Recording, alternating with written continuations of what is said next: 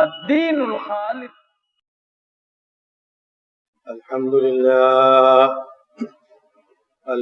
لله نحمده ونستعينه ونستغفره ونؤمن به ونتوكل عليه ونعوذ بالله من شرور أنفسنا ومن سيئات أعمالنا من يهده الله فلا مضل له ومن يضلل فلا هادي له وأشهد أن لا إله إلا الله وحده لا شريك له وأشهد أن محمدا عبده ورسوله. أما بعد فإن خير الحديث كتاب الله وخير الهدي هدي محمد صلى الله عليه وسلم وشر الأمور محدثاتها وكل محدثة بدعة وكل بدعة ضلالة وكل ضلالة في النار. فأعوذ بالله السميع العليم من الشيطان الرجيم. بسم الله الرحمن الرحيم. قاف والقرآن المجيد بل عجبوا أن جاءهم منذر منهم فقال الكافرون هذا شيء عجيب أإذا متنا وكنا ترابا ذلك رجع بعيد قد علمنا ما تنقص الأرض منهم وعندنا كتاب حفيظ بل كذبوا بالحق لما جاءهم فهم في أمر مريج. أفلم ينظروا إلى السماء فوقهم كيف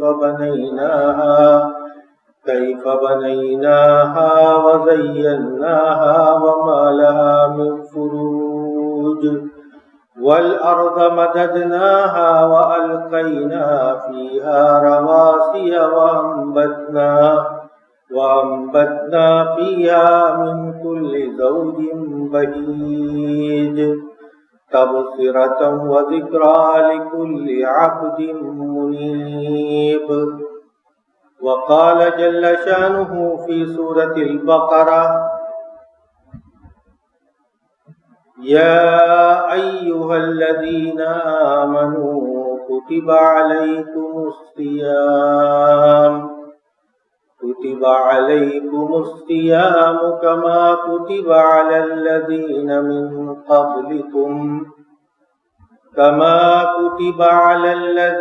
من قبلكم لعلكم تتقون.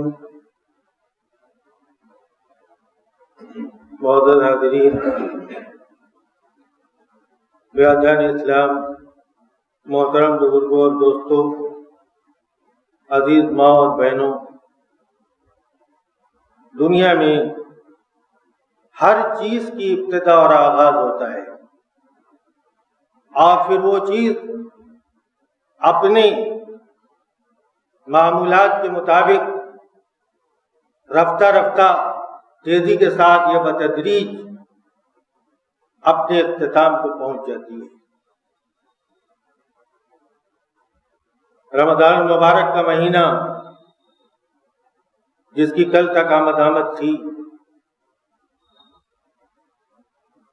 اپنی منزلیں طے کرتا ہوا اختتام کے قریب پہنچ گیا اور اس نے اپنے اختتام کا اعلان کر دیا اور کہہ دیا کہ آج جو دن ہے پھر اب وہ دن رمضان مبارک کے مہینہ کے طور پر نہیں آئے گا. آخری عشرہ جو اس ماہ مبارک کا افضل ترین عشرہ احادیث کی روح سے ہے، وہ عشرہ جس میں لیلۃ القدر ہے، وہ عشرہ جس میں قرآن مجید کا نزول ہوا، اس عشرہ کی रौनकें अपने शबाब पर हैं। मस्जिदों में नमाजियों की तादाद काबिल दीद है और उनका तिलावत कुरान में इंहमाक, नवाफिल की तरफ तवज्जो और जमात के साथ तहज्जुद की अदायगी, ये सारी की सारी चीज़ें अल्लाह रब्बुल आलमीन के तकर्रुब की हैं, अल्लाह रब्बुल आलमीन के रज़ा और अल्लाह रब्बुल आलमीन की खुशनुदी की। ऐसे ही नेकियों के काम करके बंदा अल्लाह रब्बुल आलमीन का मुकर्रब बनता है, मुकर्रब बंदा बनता है। ये अशरा, जिस अशरा की ताक रात लैलतुल क़द्र के मुतालिक हज़रत आयशा रज़ियल्लाहु ताला अन्हा की मशहूर तरीन हदीस, वो दुआ जो नबी करीम सल्लल्लाहु ताला अलैहि वसल्लम ने उन्हें सिखलाई थी, वो दुआ जो गंजीने असरार है, वो दुआ जो जिसमें असरार का खजाना है, बेशुमार असरार है। कहने को तो एक छोटी सी दुआ, लेकिन गौर कीजिए, अल्लाहुम्मा इन्नका अफ़ुव्वुन तुहिब्बुल अफ़्व फ़अफ़ु अन्नी। बारहा तू माफ करने वाला है, तू माफी को पसंद करता है, तो मुझे माफ कर दे। माफी, मग़फ़िरत, इस्तिग़फ़ार, गुनाहों से माफी मांगना और उनकी तलाफी करना। इस हदीस को जोड़िए नबी करीम सल्लल्लाहु ताला अलैहि वसल्लम की उस मशहूर तरीन हदीस के तहत, जब मिंबर के ज़ीने पर आपने कदम रखा और आमीन कहा। इस वजह से एक बात ये भी थी कि जिसको रमजान मुबारक का महीना मिला और उसकी मग़फ़िरत न हो सकी, खाए वो खासी रहो, जिब्रील अमीन ने लानत भेजी उसके ऊपर और नबी करीम सल्लल्लाहु ताला अलैहि वसल्लम ने उस पर आमीन कही। इसका मतलब ये है कि ये माह मुबारक खत्म हो तो मग़फ़िरत के साथ खत्म हो। उमर बिन अब्दुल अजीज अपने उमरा को लिखा करते थे कि ये महीना इस्तिग़फ़ार के साथ खत्म हो, और मग़फ़िरत, यही मग़फ़िरत जो चंद अय्याम रह गए हैं जिनमें आदमी अपने गुनाहों की मग़फ़िरत अल्लाह रब्बुल आलमीन से तलब कर सकता है। इस वक्त जितने भी अय्याम बाकी हैं, हमारे लिए ये जरूरी है कि हम आकीदा होकर, चश्मे तर लेकर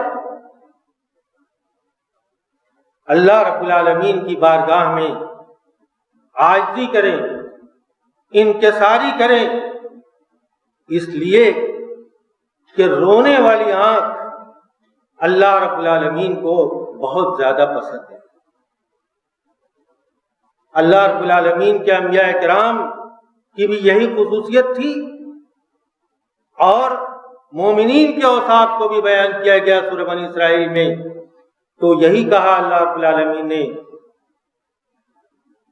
वयख़िर्रून लिल-अज़क़ानि यब्कून वयज़ीदुहुम खुशूआ।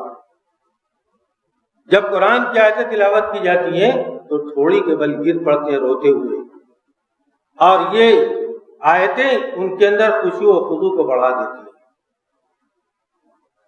अंबिया इकराम अलैहिस्सलातु वस्सलाम के मुतालिक सूरह मरियम में फरमाया अल्लाह रब्बुल आलमीन ने, इज़ा तुतला अलैहिम आयातुर रहमानी खर्रू सुज्जदन व बुकिया।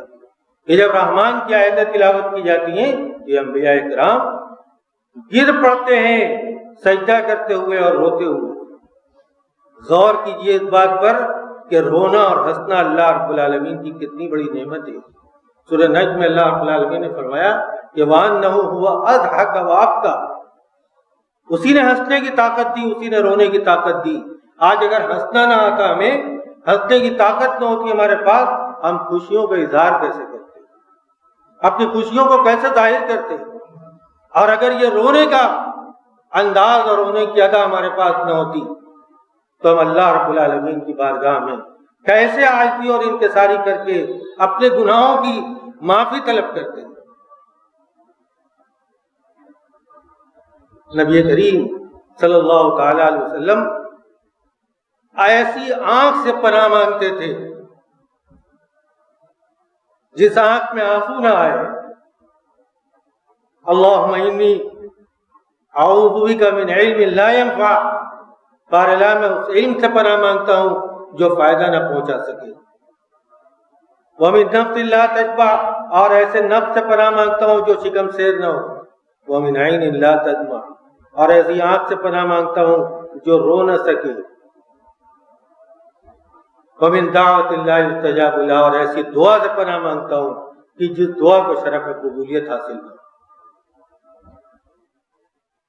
اللہ رب العالمین کو رونے والی آنکھیں بہت زیادہ پسند ہیں۔ عینان لا تمسہما النار، دو طرح کی آنکھیں ایسی ہیں جن کو آگ چھو نہیں سکتی۔ عین بکت من خشیت اللہ، وہ آنکھ جو اللہ کے ڈر سے رو پڑے۔ مغفرت کون طلب کرتا ہے؟ جس کو اللہ رب العالمین کے ہاں عذاب کا خوف ہوتا ہے۔ آگے بات آئے گی وعین باتت تحرس فی سبیل اللہ، وہ آنکھ جو میدان جہاد میں اللہ رب العالمین کے راستے میں سرحد کا پہرا دیتے ہوئے جاگے، وہ آنکھ اس کو جہنم کی آگ نہیں چھو سکتی۔ رونا، صحابہ کرام کو تو ایسے ایسے رونا آتا تھا کہ ابو بکر صدیق رضی اللہ تعالیٰ عنہ نے ایک بار استسقاء کی نماز پڑھائی، اور نماز پڑھانے کے بعد ایک شربت ان کے سامنے پیش کیا گیا، کچھ نہیں تھا سوائے شہد، اور اس میں تھوڑا پانی ملا دیا گیا تھا، بس اور کچھ نہیں تھا۔ مسند احمد اور سنن بزار کی روایت ہے، مسند احمد اور مسند بزار کی یہ حسن روایت ہے۔ تو گلاس منہ کی طرف لے گئے، رونے لگے، سب کو حیرت ہے، شربت ہے پی رہے ہیں، گلاس منہ کی طرف لے جا رہے ہیں اور رونے لگے بے تحاشا بے ساختہ۔ پھر دوبارہ منہ کی طرف لے جانا چاہا، پھر رونا آ گیا۔ جب سکون ہوا، پی لیا، تو لوگوں نے پوچھا کہ آپ کیوں اتنا بے تحاشا رونے لگے تھے؟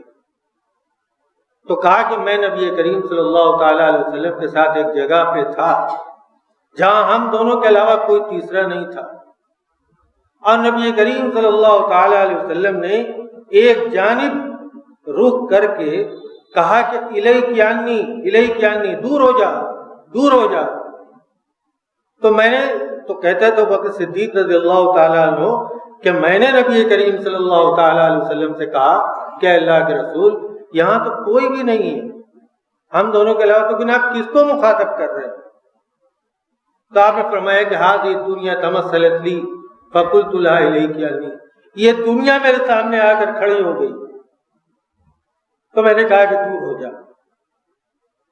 تو اس نے کہا کہ انک لو نجوت منی فلن ینجو منی من بعدک، تو اگر مجھ سے نجات پا گیا تو تیرے بعد اور کوئی مجھ سے نجات نہیں پا سکتا۔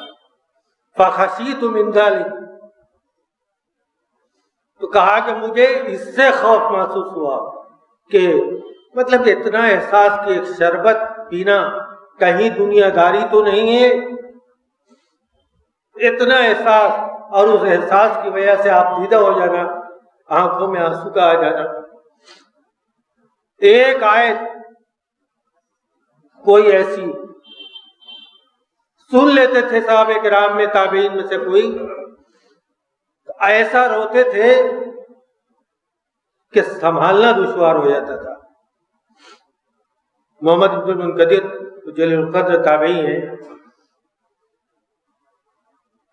سورہ زمر کی آیت کریمہ پڑھی وَبَدَا لَهُم مِّنَ اللَّهِ مَا لَمْ يَكُونُوا يَحْتَسِبُونَ، کہ اللہ کی طرف سے وہ چیز ظاہر ہو گئی کہ جس کا وہم و گمان بھی نہیں تھا۔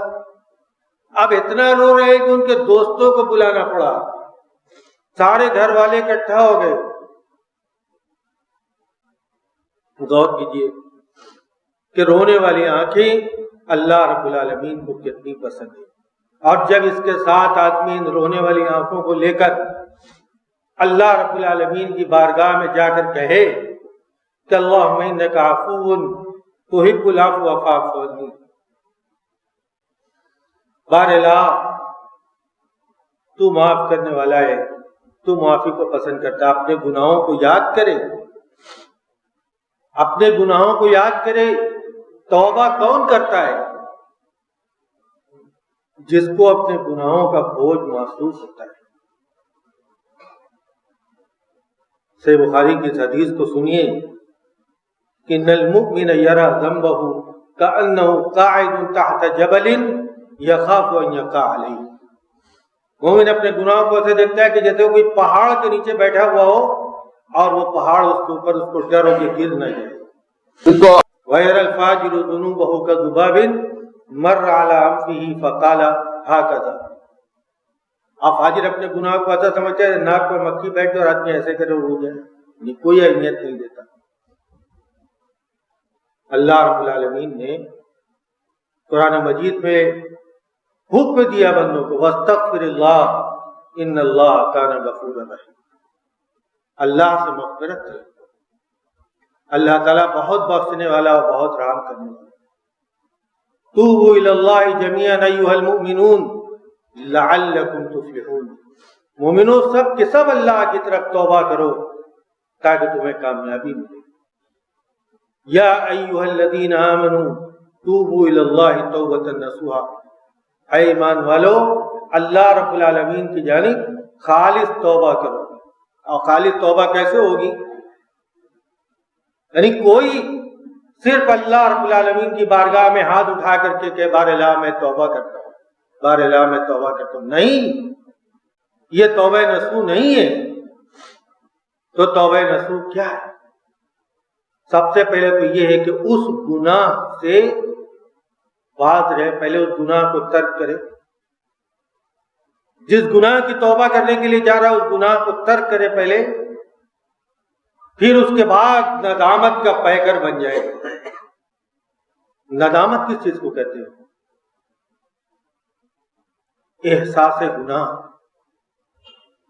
احساس گناہ کی کیفیت توبہ کرنے والے کے اوپر طاری ہو. اس کے بعد عزم اس بات کا کہ کبھی بھی اس گناہ کی طرف لوٹ کر نہیں جانا.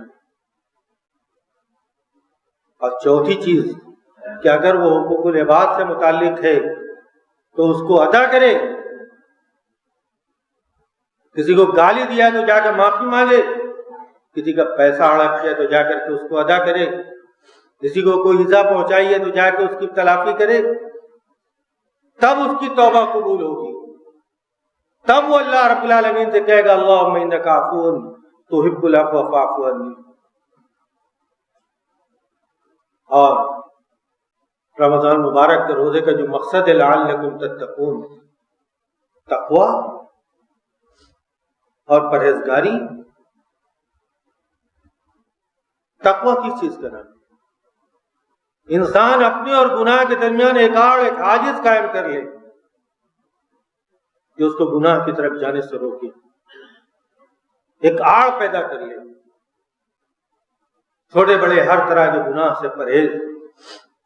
آپ نے کبھی غور کیا خطبہ حاجت, خطبہ نکاح میں 3 آیتیں پڑھی جاتی ہیں, اور تینوں آیتوں کے شروع میں تقوی کی بات ہے. نکاح ہو رہا ہے تو یا ایھا الذین آمنوا اتقوا اللہ حق تقاتہ, یا ایھا الناس اتقوا ربکم الذی خلقکم, یا ایھا الذین آمنوا اتقوا اللہ وقولوا قولا سدیدا. تینوں آیتوں میں سب سے پہلے تقوی کا حکم دیا گیا.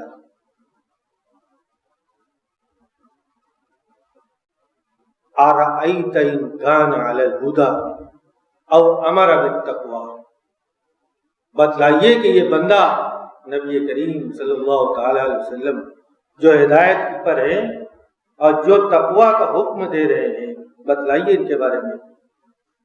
تو یہ صرف آپ ہی کا مشن نہیں تھا. سورہ شعراء کھولیے اور ان آیتوں کو دھیان سے پڑھیے جن کے شروع میں کذبت کذبت کذبت ہے,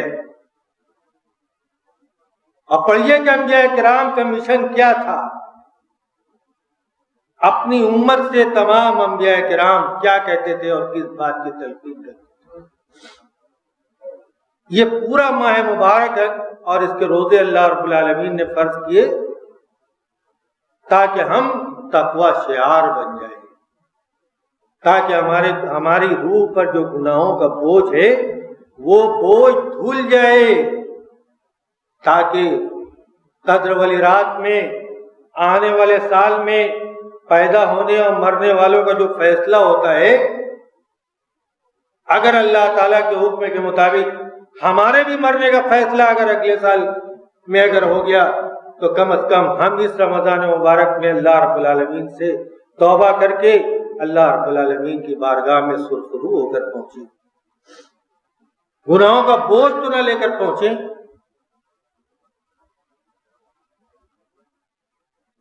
یہ ضروری ہے، یہ تمام انبیاء کرام کا مشن تھا۔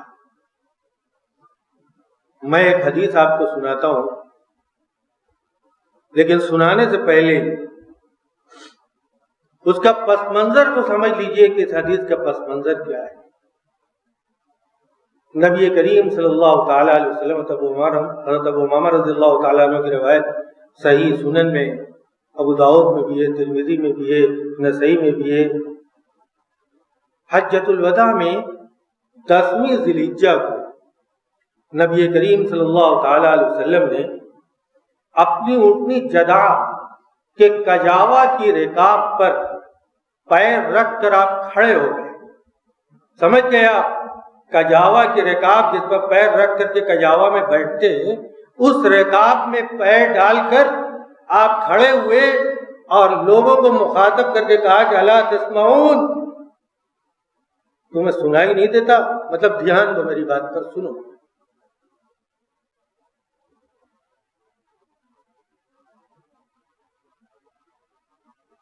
کہا اس کے بعد کہ 3 بار کہا لعلکم لم ترونی بعد عامکم ھذا، شاید تم اس سال کے بعد مجھے نہ دیکھو، یعنی اپنی موت کے بارے میں صاف صاف کہہ دیا کہ اب اس دنیا میں میری زندگی اب صرف چند روزہ ہے، چند مہینے ہیں۔ کتنی اہمیت بڑھ گئی کہ آپ کوئی آخری نصیحت اور وصیت کرنا چاہتے ہیں، تو آپ نے سب سے پہلی بات اس میں یہی کہی تھی جو آج کے خطبہ کے مطابق ہے، اتقوا اللہ ربکم، اللہ کا تقوی اختیار کرو جو تمہارا رب ہے، وصلوا خمسکم، 5 وقتہ نمازیں ادا کرو، وصوموا شہرکم، رمضان کے مہینے کا روزہ رکھو، وَأَدُّوا زَكَاةَ أَمْوَالِكُمْ، اپنے مالوں کی زکوٰۃ ادا کرو جو اس مہینے میں لوگوں نے کیا اور کر رہے ہیں، وَأَطِيعُوا ذَا أَمْرِكُمْ، آپ نے حکمرانوں کی اطاعت کرو، تَدْخُلُوا جَنَّةَ رَبِّكُمْ، اپنے رب کی جنت میں داخل ہو جاؤ گے۔ حضرت ابو ذر رضی اللہ تعالیٰ عنہ بڑے فخر کے ساتھ اس وصیت کو یاد دلاتے تھے کہ نبی صلی اللہ تعالیٰ علیہ وسلم نے اکیلے میں مجھے نصیحت کی اور وصیت کی کہ اتق اللہ حیثما کنت، اللہ سے ڈرو جہاں کہیں بھی تم رہو، خلوت میں جہاں انسان کو گناہ کی جرأت زیادہ ہو جاتی ہے وہاں خاص طور سے وَأَتْبِعِ السَّيِّئَةَ الْحَسَنَةَ تَمْحُوهَا، برائی اگر ہو جائے تو نیکیاں کرو، اس کے بعد تو برائیاں مٹ جاتی ہیں، وَخَالِقِ النَّاسَ بِخُلُقٍ حَسَنٍ، اور لوگوں سے اچھے اخلاق کے ساتھ ملو۔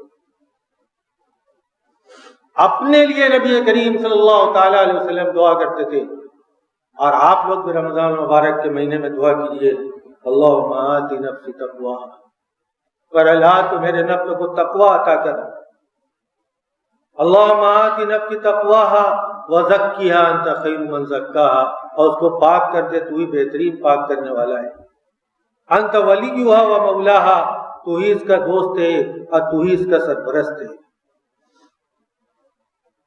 تقوی اتنا ضروری کہ یا بنی آدم قد انزلنا علیکم لباسا یواری سوآتکم وریشا ولباس التقوی ذلک خیر،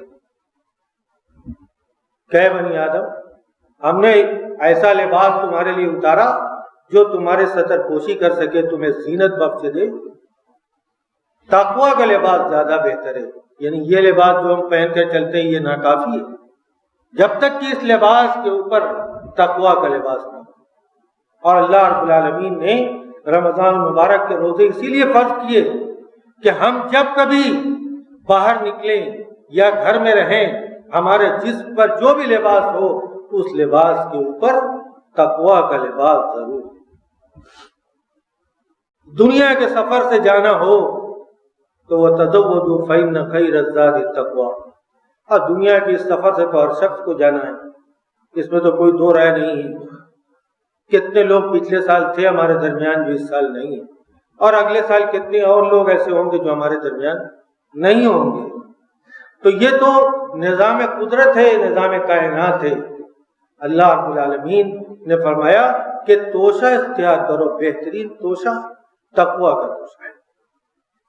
تو میرے بھائیوں، اب جتنے بھی لمحات رہ گئے ہیں وہ صرف اس بات کا تقاضا کرتے ہیں کہ ہم اللہ رب العالمین کی بارگاہ میں سچی توبہ کریں، اور صحیح معنوں میں جیسے میں نے بیان کیا، اللہم انک عفو تحب العفو فاعف عنی کہیں۔ 3 راتیں گزر چکی ہیں، 2 راتیں باقی ہیں، کوئی نہیں جانتا کہ قدر والی رات گزر گئی یا قدر والی رات باقی ہے۔ جتنے بھی ایام ہیں، ایک ایک پل، ایک ایک گھڑی، ایک ایک لمحہ ہمیں غنیمت سمجھنا چاہیے، اور ہمیں اپنے توشہ آخرت کی فکر کرنا چاہیے، اور اللہ رب العالمین سے یہی دعا کرنا چاہیے کہ بار الہ یا حنان یا منان یا بدیع السماوات والارض یا حی یا قیوم برحمتک نستغیث یا ذا الجلال والاکرام یا ارحم الراحمین۔ اللہ رب العالمین سے ہمیں کہنا چاہیے کہ بار الہ ہم خطا کار ہیں، ہم گنہگار ہیں، بار الہ تو ہمیں اپنے عفو و کرم کی چادر میں لپیٹ لے، بار الہ تو ہمارے گناہوں کو معاف فرما دے، بار الہ تو ہماری خطاؤں کو درگزر فرما دے، بار الہ تو ہمیں پکا اور سچا مسلمان اور آخرت کی فکر کرنے والا بنا دے۔ بار الہ ہم میں جو لوگ برسر روزگار ہیں، مولا تو ان کے روزگار میں برکت عطا فرما۔ بار الہ جو لوگ تہی دامہ ہیں، جو لوگ رزق حلال کے لیے کوشاں ہیں، بار الہ تو ان کی مدد فرما، ان پر غیب سے ان کی مدد فرما، ان پر رزق حلال کے دروازے کشادہ فرما دے۔ بار الہ تو ہمارے شہر کو ہر طرح کی دہشت گردی سے پاک و صاف رکھ۔ بار الہ تو ہمیں امن و امان کی زندگی عطا فرما۔ بار الہ تو ہمارے جان و مال اور ہماری عزت و آبرو کی حفاظت فرما۔ بار الہ تو ہمیں ہر طرح کی آفت سے محفوظ فرما، ہمیں زلزلے کی آفت سے محفوظ فرما، ہمیں سیلاب کی آفت سے محفوظ فرما، ہمیں آگ کی آفت سے محفوظ فرما۔ بار الہ تمہیں ہر قسم کی بیماریوں سے محفوظ فرما، ہر موذی بیماری سے بار الہ تو ہماری حفاظت فرما۔ بار الہ ہمیں سے جو لوگ بیمار ہیں ان کی شفا یابی کی سبیل پیدا کر دے، بار الہ انہیں شفا یاب کر دے۔ بار الہ ہمیں سے جو لوگ کسی طرح کی مصیبت میں گرفتار ہیں، مولا تو ان کو ان کی مصیبت سے نجات دے۔ بار الہ ہمارے جو بھائی اس دنیا سے گزر گئے، بار الہ تو ان کی قبر کو منور فرما دے، ان کے گناہوں کو معاف فرما دے، ان کو اعلیٰ علیین میں جگہ نصیب فرما۔ بار الہ ہم بھی جب ان کے پاس جائیں تو ہم پر اپنا کرم اور فضل نازل فرما۔ بار الہ ہمارے تمام مسلمانوں کے تمام شہروں کو امن و امان والے شہر بنا دے۔ بار الہ تو مسلمانوں کے جان و مال کی اور اس ملک کی حفاظت فرما۔ بار الہ ہمارے جان و مال اور اس ملک کی دہشت گردی اور ہر طرح کی آفت سے حفاظت فرما۔ بار الہ تو نے ہمیں جتنی سانسیں وصیت کی ہیں اپنی رضا کے کاموں میں صرف کرنے کی توفیق عطا فرما۔ جب تک اس جہان فانی میں زندہ رکھ، اپنے نبی کی سنت و شریعت کا پکا اور سچا متبع بنا کر زندہ رکھ۔ آج جب ان سانسوں کی ڈور کے ٹوٹنے کا وقت آئے تو لا الہ الا اللہ محمد رسول اللہ کے ساتھ ہمارا خاتمہ بالخیر فرما۔ اقول قولی ھذا واستغفر اللہ لی ولکم۔